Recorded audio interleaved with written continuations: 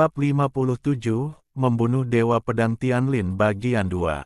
Permusuhan di tubuh Zion. Nili, aku baru saja melihat seberkas cahaya memasuki lautan jiwa Duze. Apakah Duze baik-baik saja? Lu Piao bertanya di sampingnya.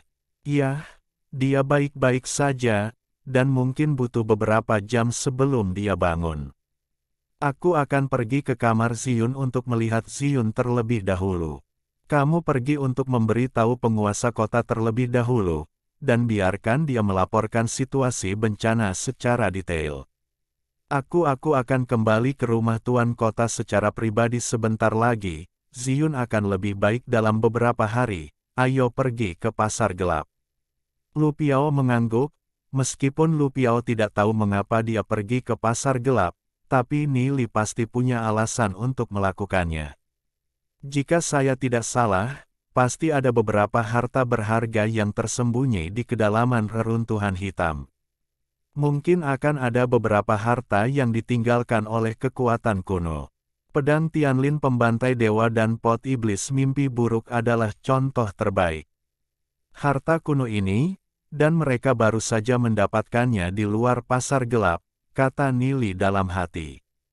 Lu Piao sudah berangkat ke mansion tuan kota, dan Nili juga terbang ke halamannya yang lain. Jiwa Duze ada di laut. Tuan, bagaimana caramu menetaskan telur ini? Tanya monster Tianlin di sampingnya. Sejak ayahnya menyuruhnya untuk memperlakukan tuannya dengan baik, binatang monster Tianlin tidak berani melakukan kesalahan, dan Lu Piao akan dibutuhkan untuk merevitalisasi keluarga di masa depan. Duze juga tampak bingung. Ayah dari Tianlin Monster Beast tidak memberitahu Duze secara rinci bagaimana cara menetaskan telur ini, dan Nili juga tidak mengatakan, mungkinkah. Duze hanya bisa melihat telur itu dengan malu. Di luar, Nili telah kembali ke halaman lain. Di kamar Zion, Ibu Zion telah tinggal di halaman Nili keluarga Tianhen. Ada ratusan orang, dan ada lebih dari 200 kamar sendirian. Patriark Nihai juga membangun sebuah istana di sebelah halaman lain Nili.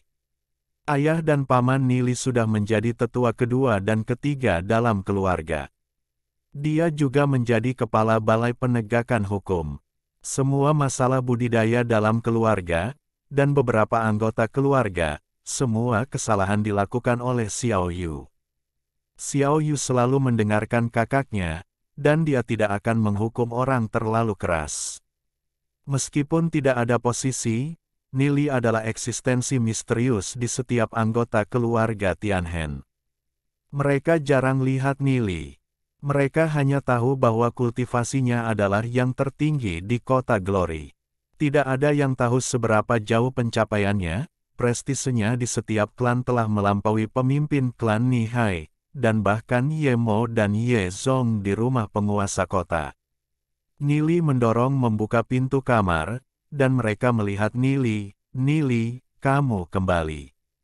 Ninger berlari dengan penuh semangat dan memeluk Nili. Sinyu juga mengangkat tangannya sangat tinggi dan ingin memeluk pinggang Nili. Tetapi dia tidak bisa meraihnya. Nili memeluk Sinyu, apakah Sinyu merawat ibu dengan baik? Sinyu mengangguk, aku selalu berada di sisi ibuku dan tidak pernah pergi. Nili mengelus kepala kecil Sinyu dengan puas. Sudah berapa lama sejak aku pergi? Tanya Nili. Sudah 5 jam, kata Xiao Yu di samping. Nili sedikit tercengang.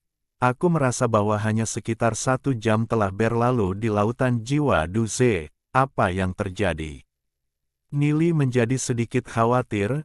Zion seharusnya bisa bangun dalam waktu 2 jam. Bagaimana bisa memakan waktu begitu lama? Waktu 1 jam di masa lalu sama dengan 2 jam sekarang, dan setiap jam sesuai dengan 12 tanda zodiak. Semuanya keluar dulu. Aku ingin menyembuhkan Zion. Nili, biarkan aku tinggal. Jika kamu butuh sesuatu selama perawatan, aku bisa membantumu, kata Ninger. Aku juga, mari kita tinggal juga, kata Long Yuyin dan Xiao Yu serempak. Baiklah, Ibu mertua, kembali ke kediaman Tuan Kota bersama Xinyu dulu, dan laporkan kepada ayah mertua bahwa dia aman. Ziyun akan segera baik-baik saja, kita akan pergi ke sana nanti, serahkan tempat ini padaku. Sueru mengangguk, Xiaoli harus menyembuhkan Yuner. Sueru menyeka air mata dari sudut matanya, dia tahu bahwa dia tidak akan banyak membantu jika dia tinggal di sini. Ibu Ziyun juga mendengar banyak tentang Nili dari Ye Zong meskipun dia merasa luar biasa tentang masalah ini, dia perlahan-lahan melepaskannya. Selama dia memperlakukan Yuner dengan baik, yang lainnya tidak penting. Di dalam ruangan, Nili, apa yang harus kita lakukan? Ninger bertanya dengan cemas. Saya pertama kali mengambil denyut nadi Ziyun. Tangan Nili diletakkan di tangan ramping dan putih Ziyun. Meskipun Ziyun bernapas dengan teratur, dia masih tidak sadarkan diri. Nili menyuntikkan kekuatan jiwanya ke dalam tubuh Ziyun, dan kekuatan jiwa itu bergerak melalui tubuh Ziyun, dan napas Ziyun juga menjadi cepat. Nili mengerutkan keningnya, kekuatan fisik Ziyun tampaknya memiliki permusuhan jahat yang telah melahap kekuatan jiwa Ziyun. Ziyun pasti ada hubungannya dengan permusuhan ini. Pedang suci di tangan Duze telah memenggal kepala orang kuat yang tak terhitung jumlahnya. Perlahan, pedang itu mengumpulkan kebencian dari orang-orang kuat itu. Terluka oleh pedang, kebencian di pedang berubah menjadi permusuhan dan memasuki tubuh Ziyun. Nili dengan paksa menyuntikkan kekuatan surganya sendiri ke dalam tubuh Ziyun, dan energi permusuhan itu kabur dengan putus asa. Ziyun memuntahkan seteguk darah, dan Nili juga terlempar. Dia mencengkeram dadanya, rasa sakit yang luar biasa. Nili, Ziyun, Ninger Xiaoyu dan Long Yuyin khawatir saat melihat ini. Tuan, apakah kamu baik-baik saja? Long Yuyin di samping membantu Nili. Aku baik-baik saja. Tubuh Ziyun tampaknya diserang oleh permusuhan dari pedang, dan kekuatan jiwanya juga ditelan. Jika permusuhan tidak dihilangkan, Ziyun kemungkinan akan diliputi oleh kebencian yang terkandung dalam permusuhan. Menempati tubuh, mereka tertegun ketika mendengar kata-kata Nili. Mereka tidak menyangka Ziyun begitu serius, dan mereka tidak bisa menahan air mata karena khawatir. Hanya Ninger yang memandang Nili dengan tenang, dia tahu bahwa menangis tidak ada gunanya, apa yang harus kita lakukan dengan Nili? Kata Ninger. Saya ingin secara paksa menghilangkan energi permusuhan itu, tetapi energi permusuhan itu tampaknya telah menyerap kekuatan laut jiwa Ziyun dan menghidupkannya kembali, dan kekuatan itu secara paksa merobek kekuatan surgawi yang saya suntikkan. Nili juga tidak tahu harus berbuat apa. Pada saat ini, suara seorang lelaki tua datang dari lautan jiwa Nili. Kamu tidak akan bisa menyelamatkan boneka ini jika kamu melakukan ini. Jika kamu secara paksa menyuntikkan kekuatan surgamu, permusuhan mungkin akan menyerapnya dan membuatnya bahkan lebih kuat. Nili tahu bahwa suara lelaki tua itu adalah Kaisar Kongming. Lalu apa yang harus aku lakukan?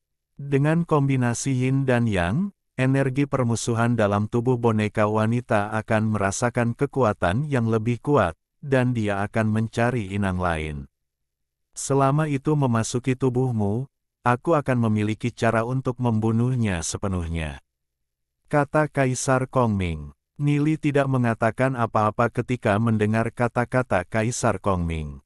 Ninger, Yuyin, Xiao Yu, aku sudah tahu bagaimana memperlakukan Ziyun. Ninger dan yang lainnya memandang Nili dengan rasa ingin tahu, bagaimana cara memperlakukannya. Kombinasi yin dan yang membawa permusuhan itu ke dalam tubuhku, kata Nili dengan canggung. Setelah mendengar kata-kata Nili, wajah mereka memerah. Xiao Yu dan Long Yuyin tidak tahu harus berkata apa. Hanya Ninger yang bertanya dengan malu-malu, Nili, apa yang bisa kami lakukan? Dan jika kami mengarahkannya ke tubuhmu, apakah kamu akan berada dalam bahaya? Nili menggelengkan kepalanya, selama itu masuk ke tubuhku, aku bisa membunuhnya, dan kau tidak bisa membantu banyak. Setelah permusuhan menemukanmu sebagai inangnya, aku akan, kata Nili dengan canggung.